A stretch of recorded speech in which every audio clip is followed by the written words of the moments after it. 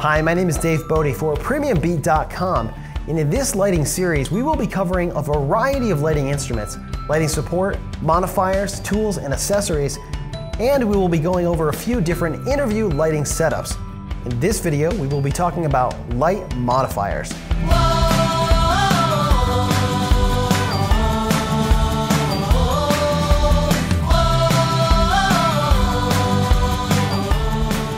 Just like accessories, there are far more lighting modifiers than I could talk about in one video. So I'm going to cover some of the tools that I find super useful to have on every shoot.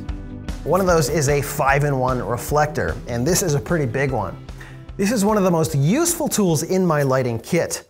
A 5-in-1 reflector usually has a reversible zipper shell that has silver and black on one side, gold and white on the other, and a diffuser that provides the structural support.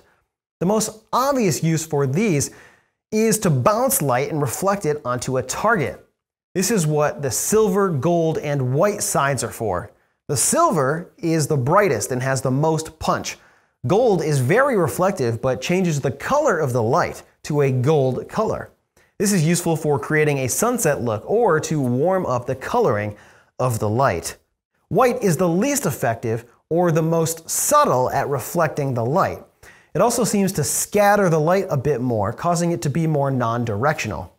Black is great for negative fill or to use as a flag. Negative fill is when you block unwanted reflected light. This has the effect of creating more contrast by removing the filling effect that reflected light gives. Interviews often take place in ordinary spaces, people's homes or places of business. It's very rare for one of these places to have black walls and black furniture. If you shoot a light this way, it'll bounce off the objects or the wall and reflect back onto your subject, reflecting whatever color is over there.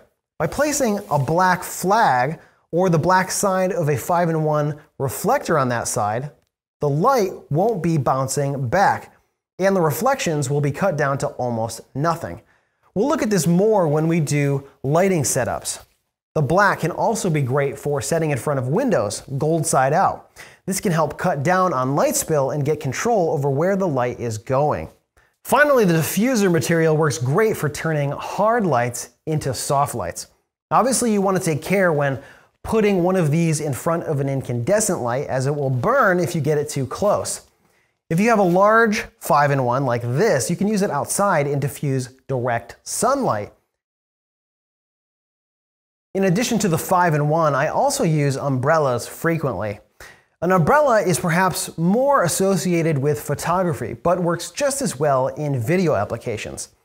Similar to the 5-in-1, you will find silver, gold, and white reflective, as well as white shoot-through umbrellas in both regular and parabolic shapes.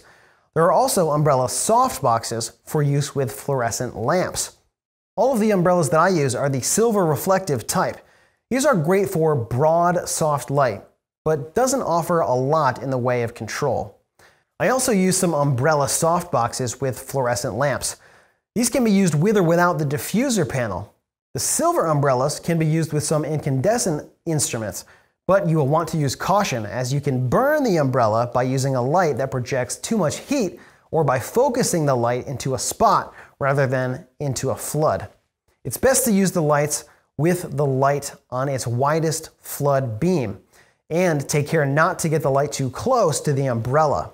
Always make sure you read the manufacturer's instructions on the light to avoid any danger. We will check out some uses of these in the lighting setups portion of this series. Cookies are sometimes thought as a subset of the gobo category. A gobo is either a metal or glass device used inside of a lighting instrument or in very close proximity to a lighting instrument, used to create a pattern, shadows, logos, or silhouettes. Cookies differ in that they are used further away from the lighting instrument, and therefore do not need to be as heat resistant. Gobos generally are used when a very crisp, well-defined edge is needed for a silhouette or projected object. Some cookies are made from wood, poster board, or foam core, and sometimes metal with random shapes cut out of the body. Soft cookies, often called cello cookies, are made from plastic impregnated screen and have random shapes cut or burned out. If you are using a Fresnel or other hard light, you can make a cookie out of foam core pretty easily. You can also place other things like a milk crate in front of a light to create patterns and breakups. Two other tools that can help control light are moving blankets and black muslin. These are not the standard tools for blocking light, but I like them because they are multitaskers.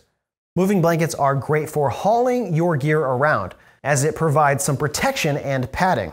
I like to pack them in my stand case between layers of stands.